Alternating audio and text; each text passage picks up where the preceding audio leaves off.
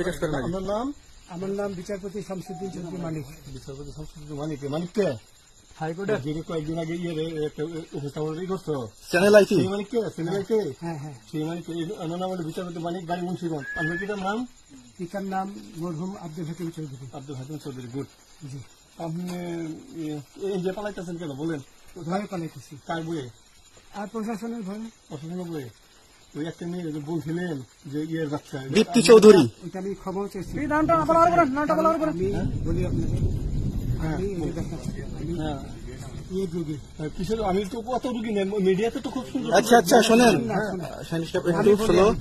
আপনার কাছে এই মুহূর্তে এরা যখন ধরছে আমাদের প্রতিনিধি, কি কি ছিল সাথে? দাঁড়ান আমার বলি। সাথে কি কি ছিল এটা বলেন। আমার সাথে ছিল ব্রিটিশ পাসপোর্ট, হ্যাঁ, বাংলা পাসপোর্ট, বাংলা পাসপোর্ট, টাকা টাকা, আর কয়টা ই কার্ড, ডেবিট কার্ড আর ই কার্ড, কি বলে আমার ভিডিও করতেছে। আচ্ছা, কালকে যে টাকাগুলো ছিল, আজকে কোনো টাকা ছিল সাথে? আজকে ছিল না, আজকে যে কত 40 বাংলাগুলা। হ্যাঁ 40,000 টাকা আজকে আজকে হ্যাঁ আজকে যেটা কয় টাকা ছিল?